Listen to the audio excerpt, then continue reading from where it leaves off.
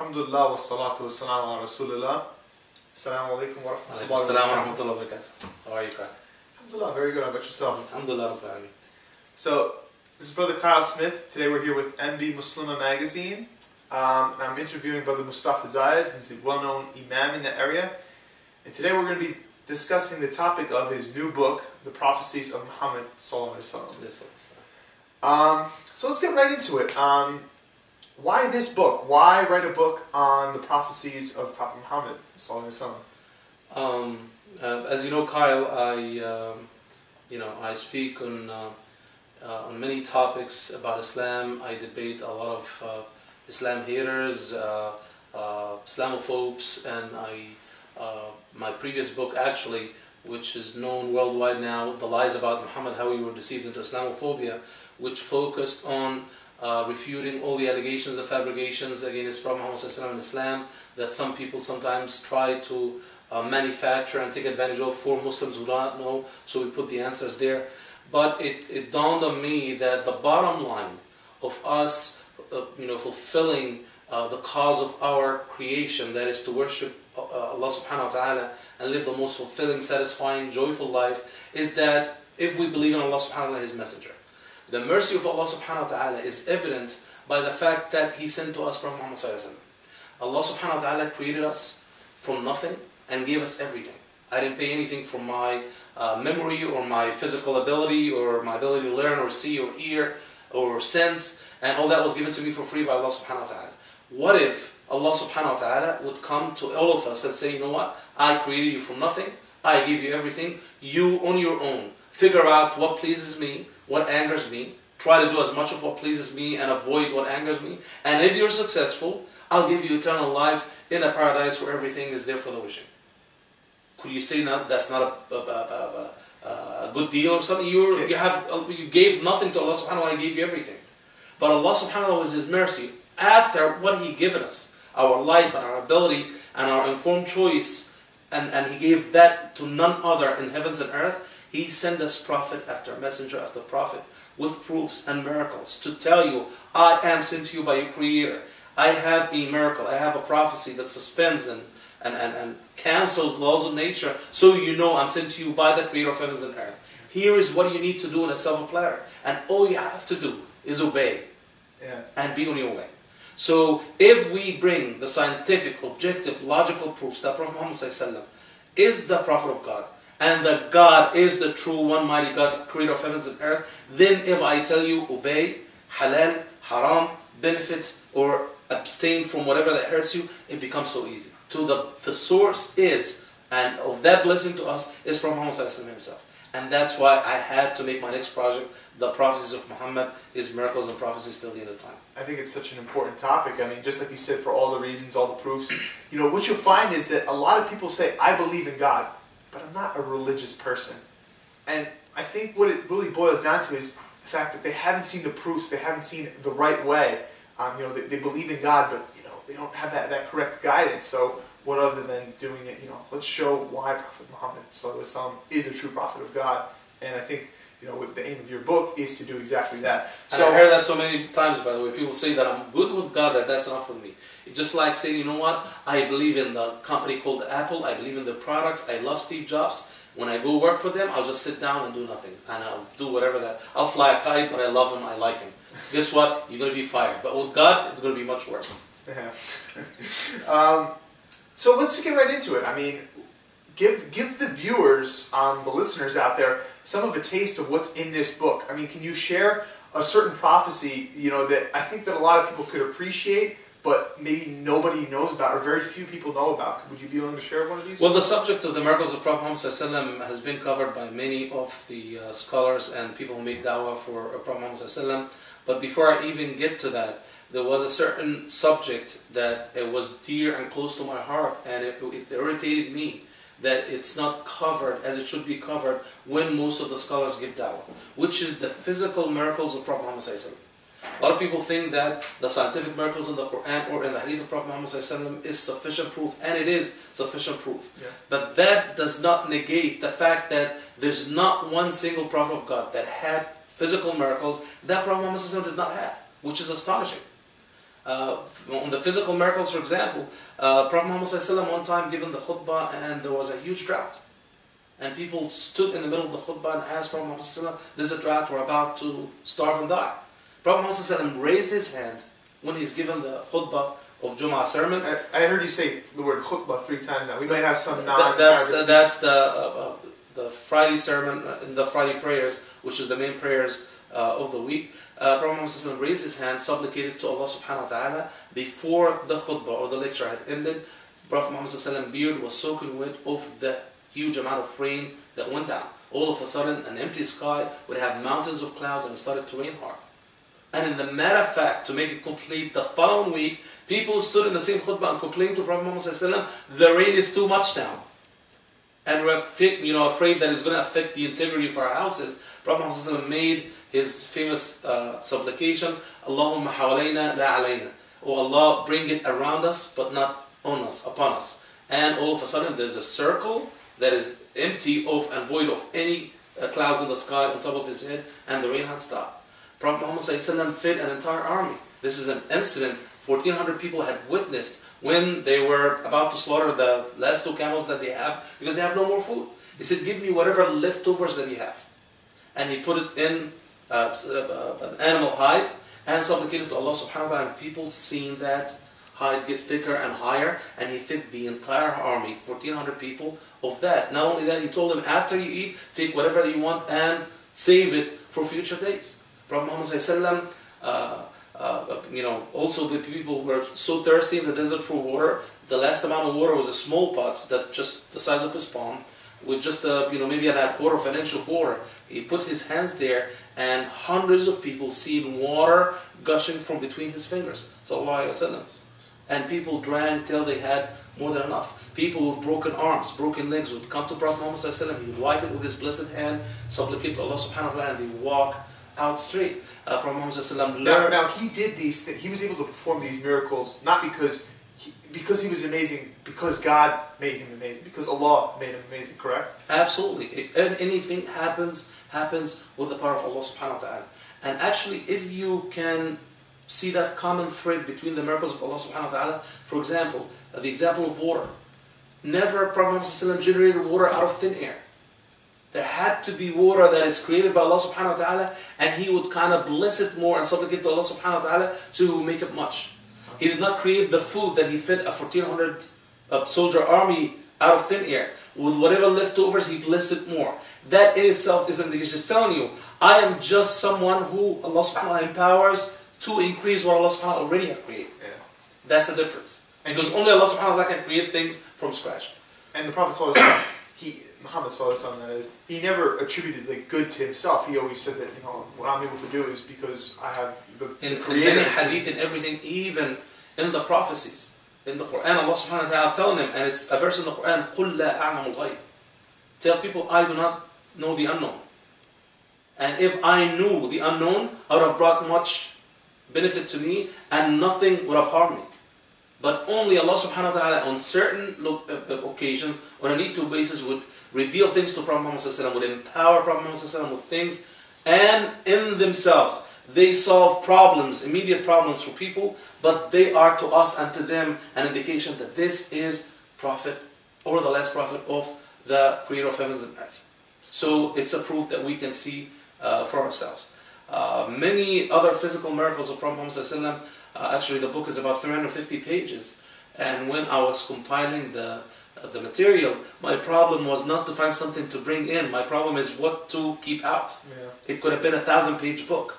Yeah. Of how many of them, so I tried to make it manageable to read in maybe a few days, so you can get that jolt of evidence and proof and amazement of the amount of scientific miracles and prophecies of Prophet Muhammad.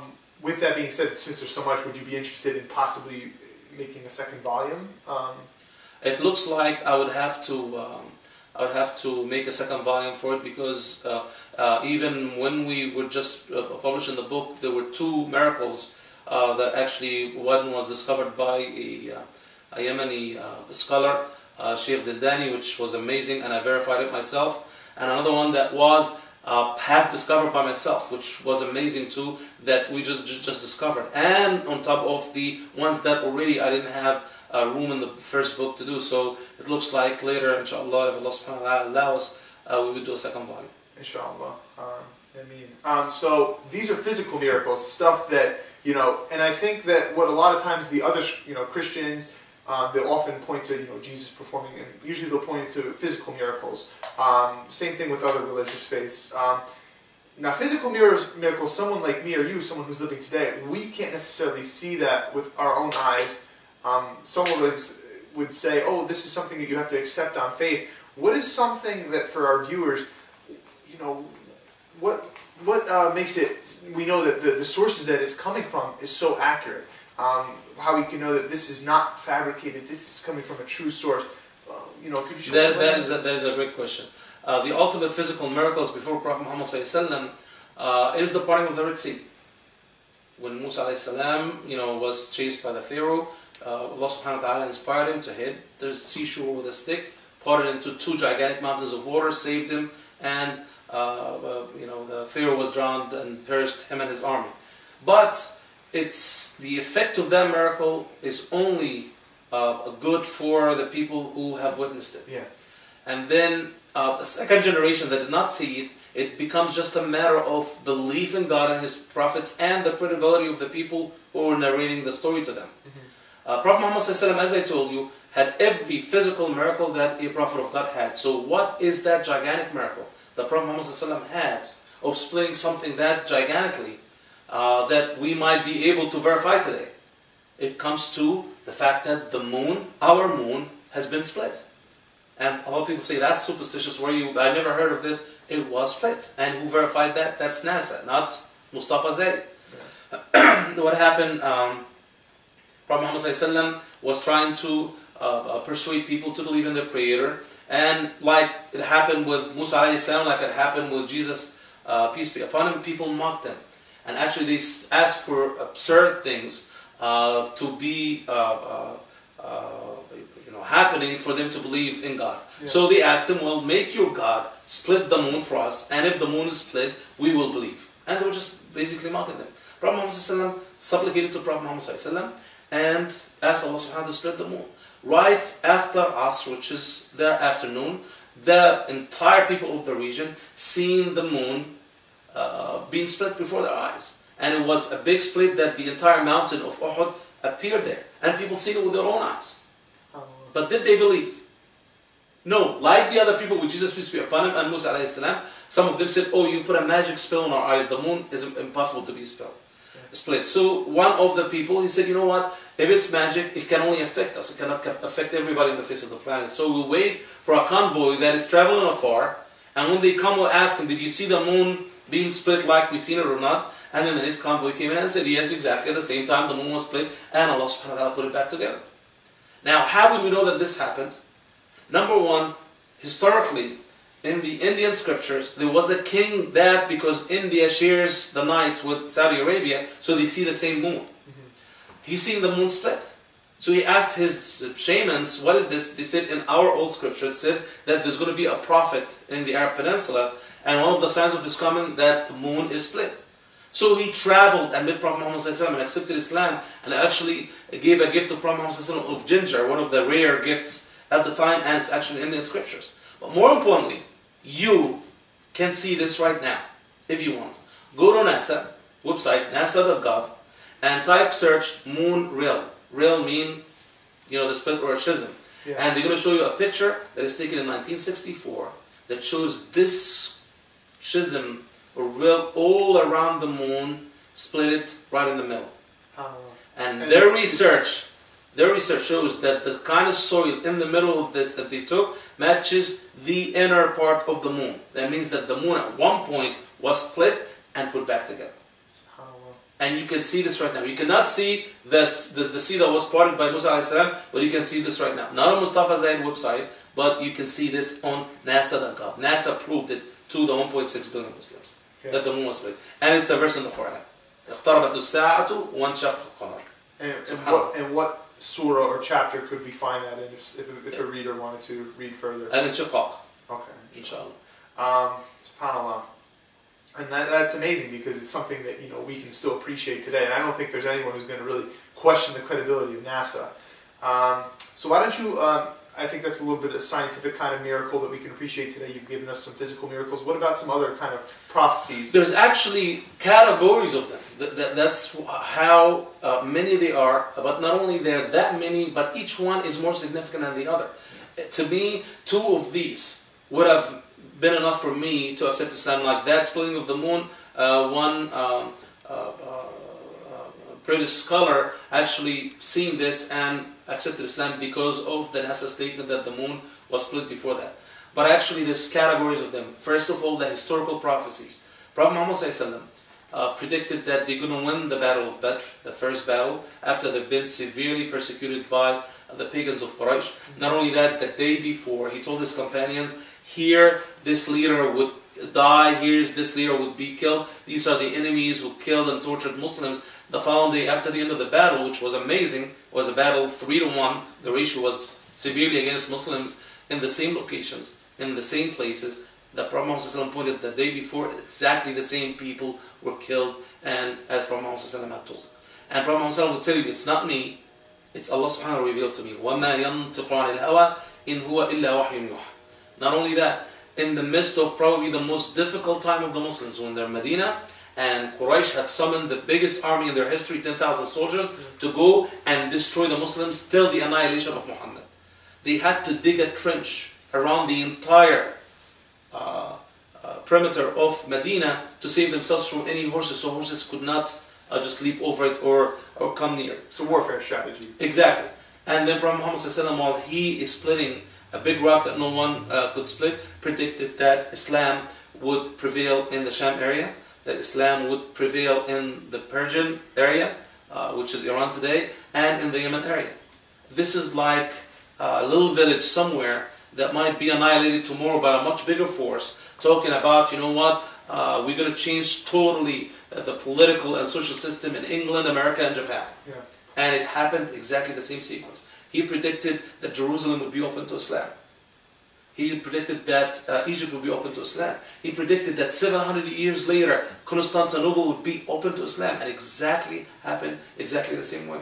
And that's just the historical category. Look about the other prophecies, even predicting things in the future. Do you know? And these are all correct hadith. All the hadith, I made sure they're all correct hadith. The Prophet Muhammad predicted cars. He told, as if he's standing and describing cars, in the famous hadith of Kasiyatun Ariyat, the naked covered woman. And the hadith is there. Do you know that Prophet Muhammad predicted voice recognition? He said that people would be talking two sticks in their hands. Amazing, things that can never be explained unless Allah subhanahu wa ta'ala revealed these things to him. Just a quick point, and I think that it's anyone who reads the book, I think it would be, quite impossible to deny these facts, these prophecies that he made. That obviously it didn't happen at the time. Islam wasn't open to Syria when he made the statement. But this is a wide, historical fact that it was. I mean, subhanAllah, that's pretty amazing. And never that he made a prediction or told the future like that, and it did not happen. And sometimes even it's things that he is not obligated to do.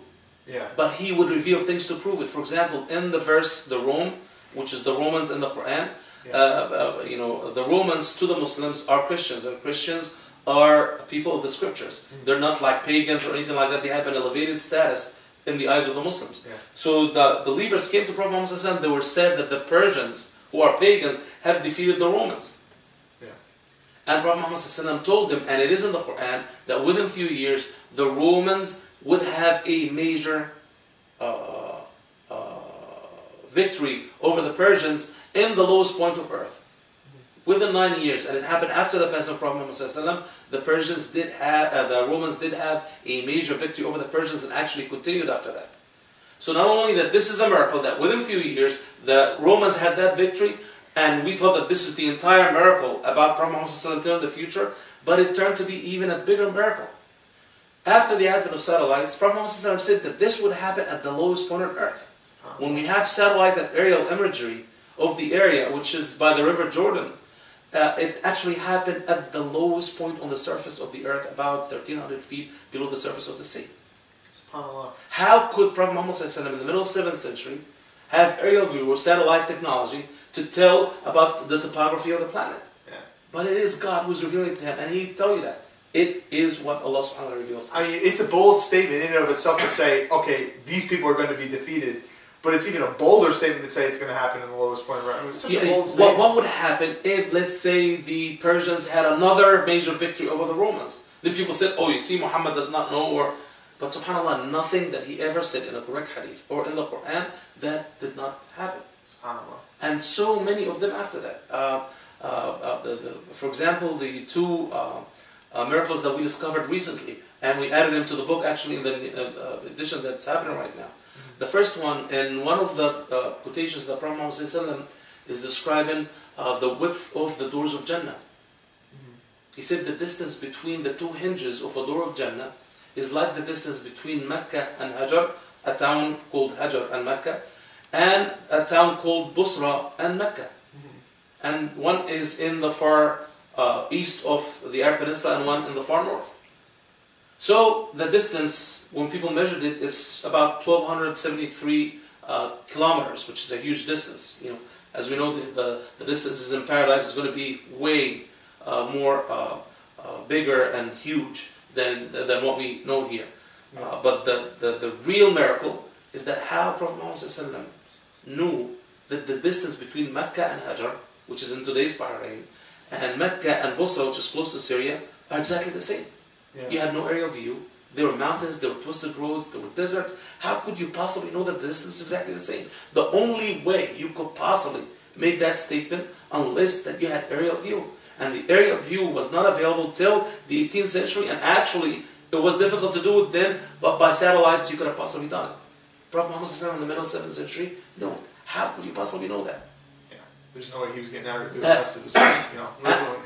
I mean, it's one after the other after the other. There's no escape. He is the last prophet of the mighty one creator of heavens and earth. The second one that we discovered, which is unbelievable, it's about stem cell research and therapy. You know, stem cells is like the frontier of curing, you know, multitude of diseases, because they are the cells that our body is formed from.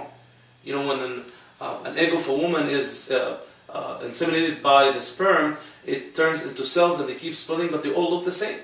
Till at a later stage, they start to, you know, create the liver, and cells become the heart and the bones and so on and so forth. Even athletes are using these nowadays. Absolutely, to speed up the repair of their body. It's you know, an amazing technology. But the problem is, when they first discovered it to do research and advance it, the only source that you can get stem cells are from embryos.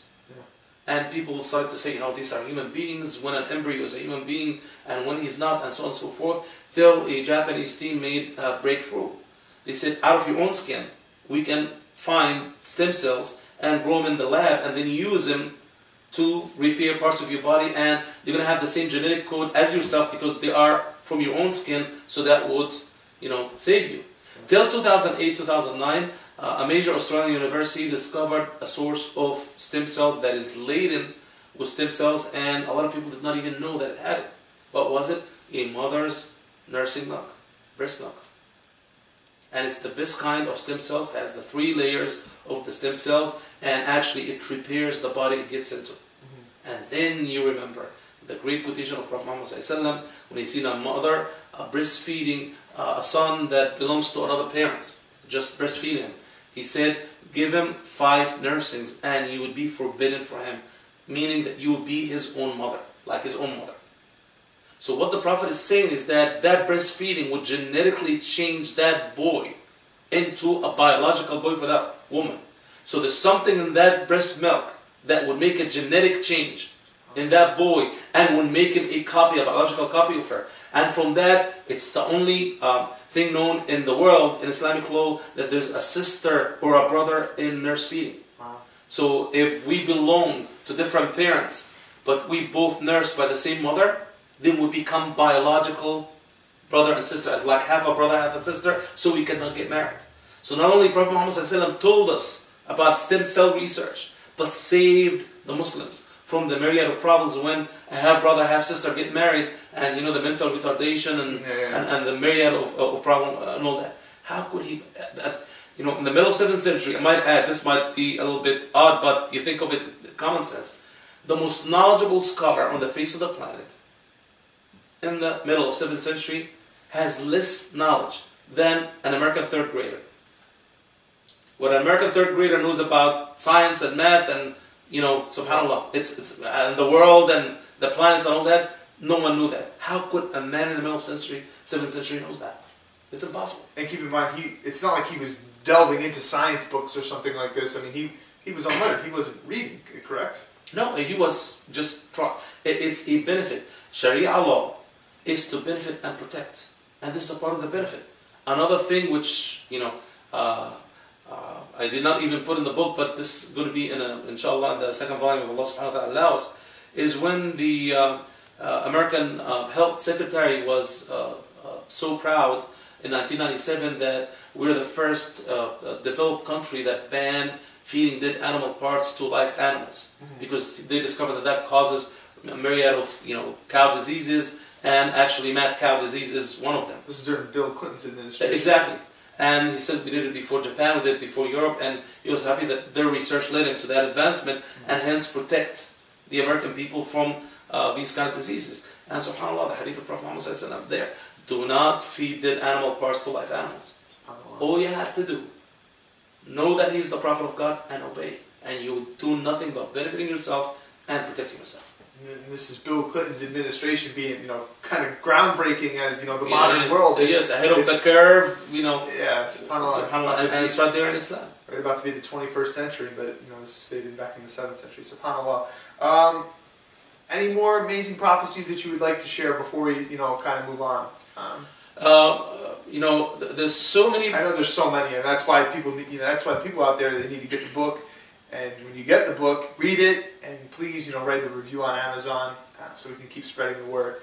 I made the latter part of the book about how Prophet Muhammad ﷺ told of how the world would end, what would be the phases and the sequences of events, and subhanAllah, it is amazing. It is amazing. But in it, predicting what would happen, how the world would end, became some scientific miracles that it's impossible. That, you know, Prophet Muhammad ﷺ is not the prophet of the Almighty God who revealed these things to him.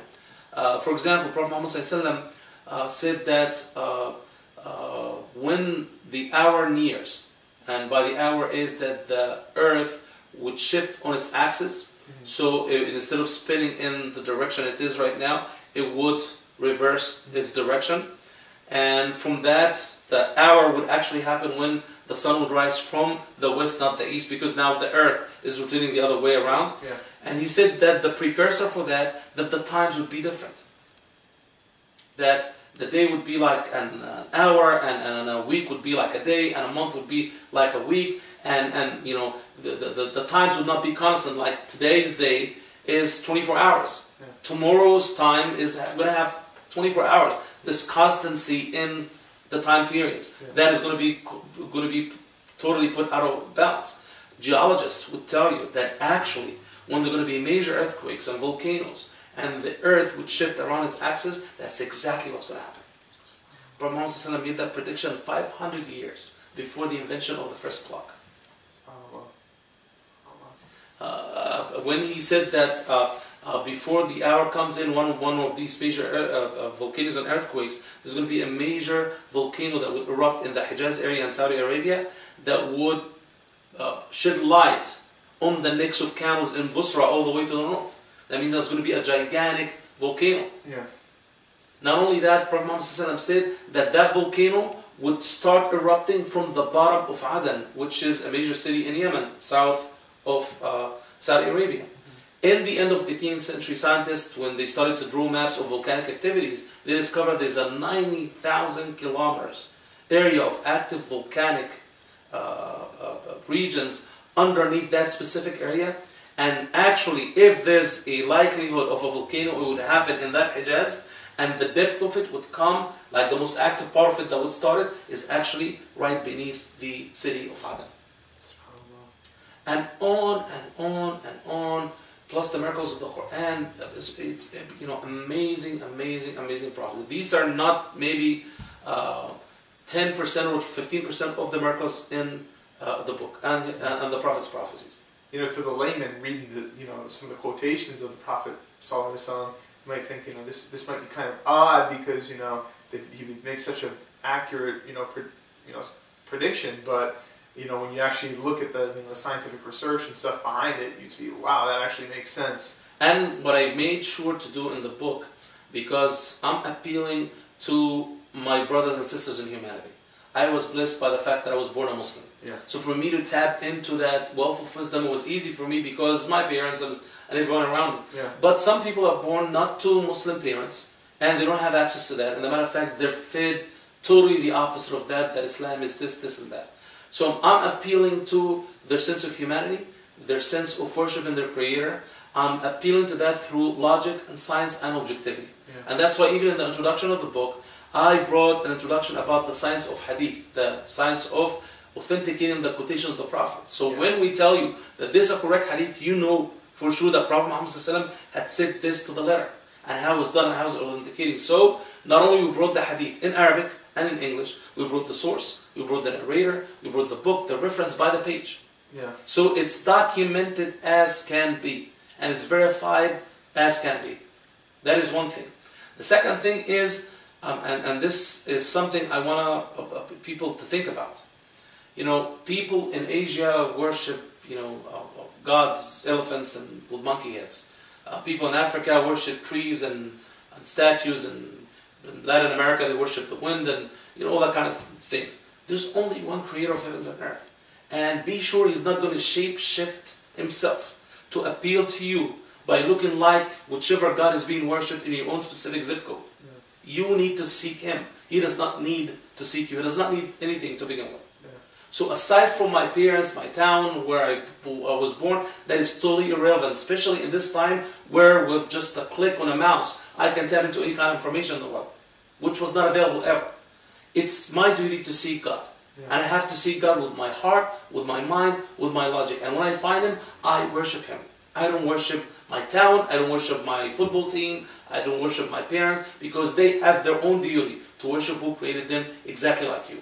Most importantly, we all will stand before our Creator individually.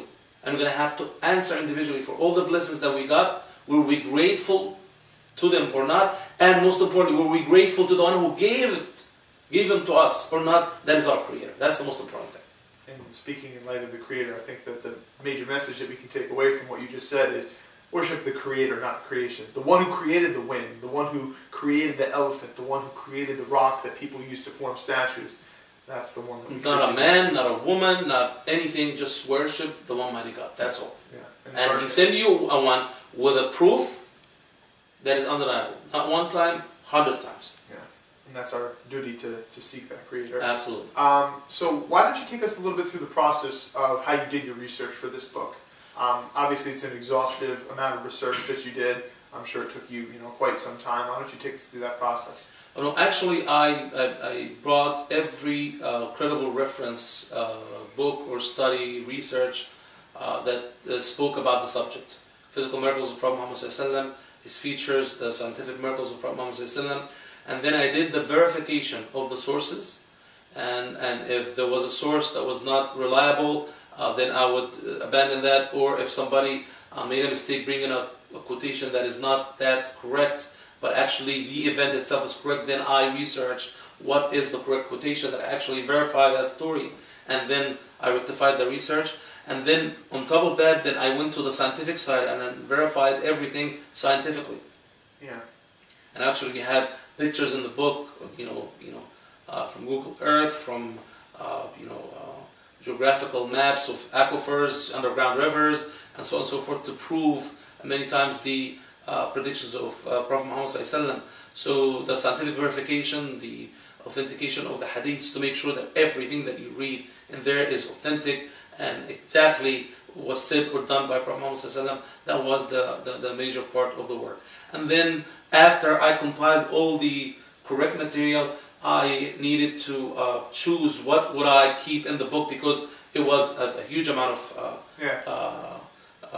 prophecies and miracles, and I made it into 350 pages to make it easy for the reader. And then the latter part was the introduction of the book. I didn't want to get into the prophecies and the miracles, but we just, why there's a God, why do we have to worship, why there had to be a prophet, what is the story of prophets that came before Prophet Muhammad Zayed, what was the world like when he came in, what are the prophecies of his coming, what are the prophecies that happened when he was alive, that happened after his passing, that are happening now, and then how the world would end. Yeah. Even description of what paradise is like. The only human being that went to paradise and came back to earth to describe it to us is Prophet Muhammad Zayed. Through another miracle of his journey, the most miraculous journey in the history of mankind, Isra and Mi'raj, and also description of hellfire. Hellfire is there, as one of the Muslim scholars said, as a gift from God to have mercy upon us.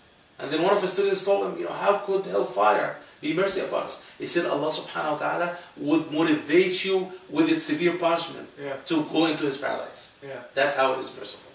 And I can attest that is something that, motivates me. I mean, it's one thing to, want to achieve something so great as Jannah, paradise. It's another thing, when you have that and you also have wanting to avoid something so bad. That's double the motivation. Double the motivation. So that was the lengthy process, but alhamdulillah I brought it out there. And the most important thing, especially for Muslims who live in non-Muslim countries, where by default their children go to the average public schools there and get exposed to the secular materialistic life and curriculums out there, and then we are doing injustice to our children, that we expose them to all that kind of confusion and chaos that produces problems, major problems for anyone, any human being that goes through these schools, that we don't give him some ammunition, we give him some hope, we give him some proof that not because I'm a Muslim, hey, you have to be a Muslim because I'm your dad. No, you need to be a Muslim because Islam is the religion of Allah subhanahu wa ta'ala. You need to be a Muslim because that is the way to live the best life possible, and that's how you were created, and that's why you were created.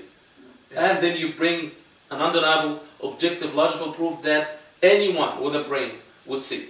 Yeah. So at least to give him a chance to make the right choice. Yeah, and I think that's what you'll notice is people who go to public schools and outside they get influenced by the secular world, and they just take this life of just trying to constantly please their desires and not worship their Creator, and it ends up always leading to depression and empty lives. And then they try to go back and try to find their Creator, and when they realize something so powerful such as Islam, and they realize the miracles and the prophecies in a work such as yours, that's what makes them have their conviction in God. So, There's one analogy that I truly believe in when it comes to that, and you eloquently put it, is that you are a key, and your life is a lock. Now, we use keys so many times. If you get the right key for the right lock, insert it one move, turn it one move, door is open, you have access. Yeah.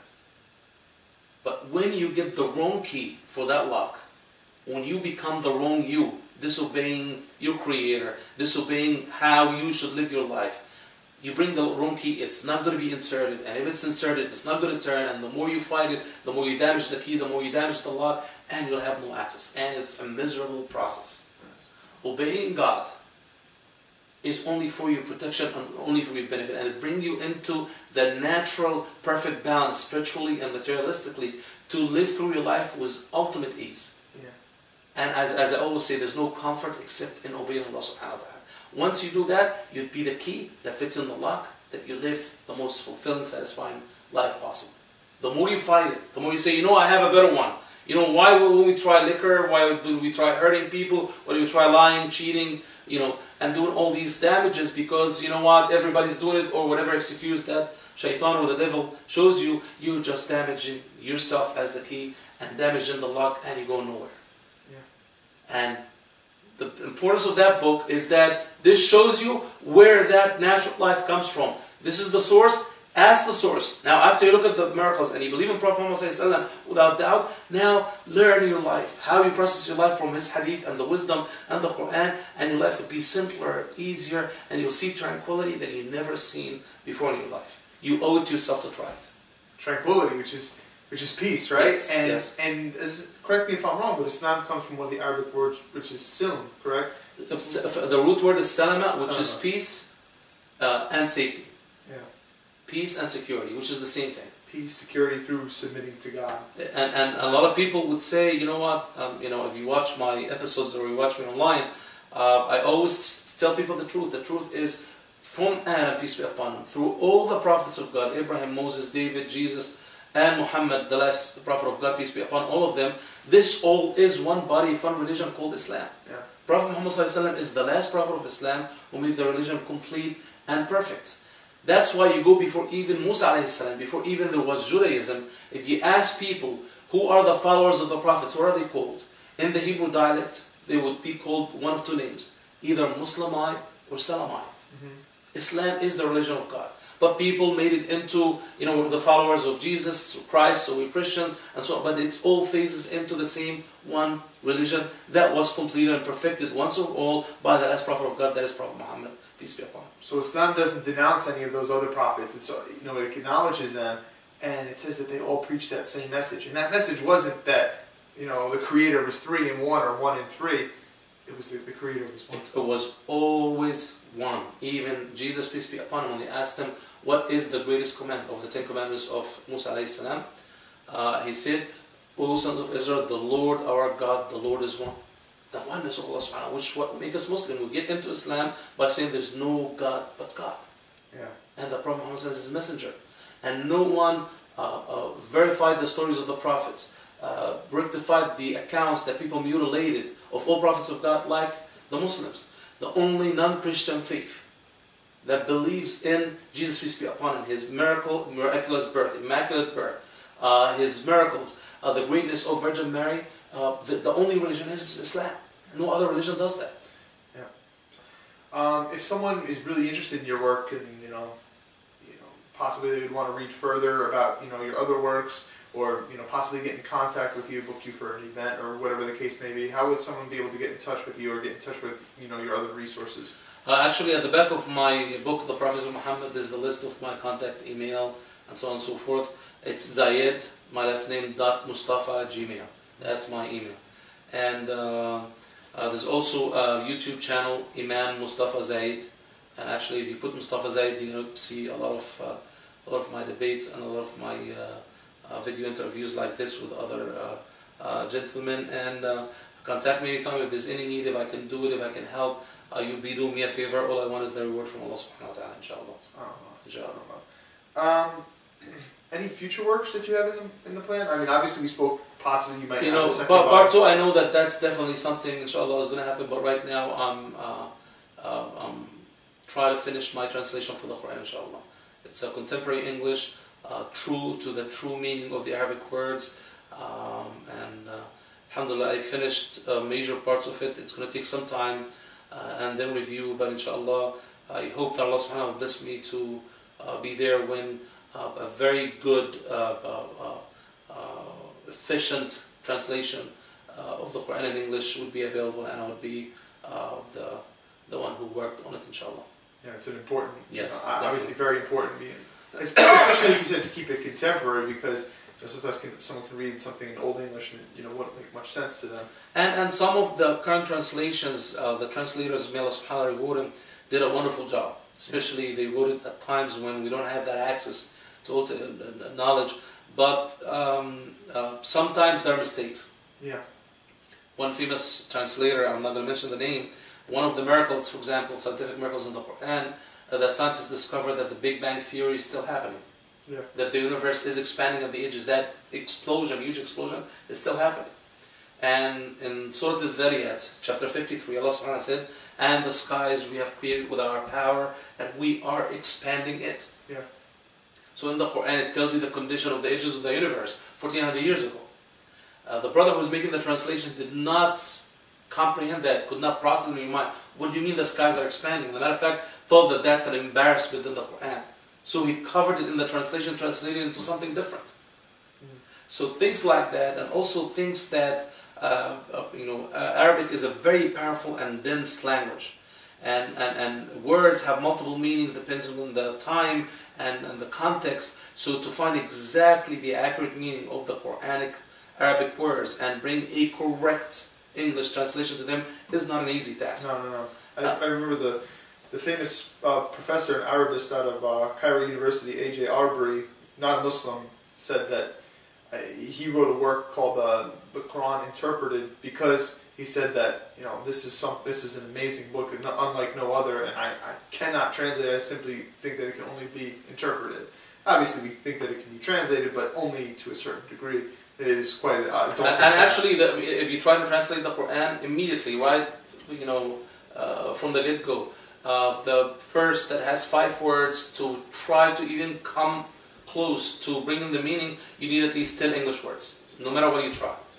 That's how powerful the language is. But inshallah, I want to try to get a copy as close, as perfect, as easy to understand to the average reader as possible. And believe it or not, some of the Islamophobes use these discrepancies in the wrong translations. But actually, they spend a lot of money researching, finding one of these erroneous verses, and try to use it against Islam as if something wrong in Islam. And so, inshallah, we want to put the truth out. That's what we want, inshallah. Inshallah, you know, if Allah wills with it, you know, it'll happen. So the viewers heard it yourself. You know, this is what the prophecies. You know, you believe in God, you believe in the Creator. You know, you say you believe in God, but you know you're not a religious person. Well, what is finding a religion? You know, you need that guidance. You need that person to guide you. And what this work is showing, what this book is showing, the Prophecies of Muhammad, is that there's no other way that a man in the 7th century could have known about these things. You follow him, and you will receive ultimate happiness and ultimate peace in this life, and you'll be on, inshallah, towards the straight path in the hereafter. And you will attain Jannah, also known as paradise. So again, this is Brother Kyle Smith on behalf of Modest Beautiful Muslima magazine, along with Moustafa Zayed. Jazakallah khair. Jazakallah khair. We appreciate it. Jazakallah khair. Jazakallah khair. Assalamu alaikum wa rahmatullah wa barakatuh.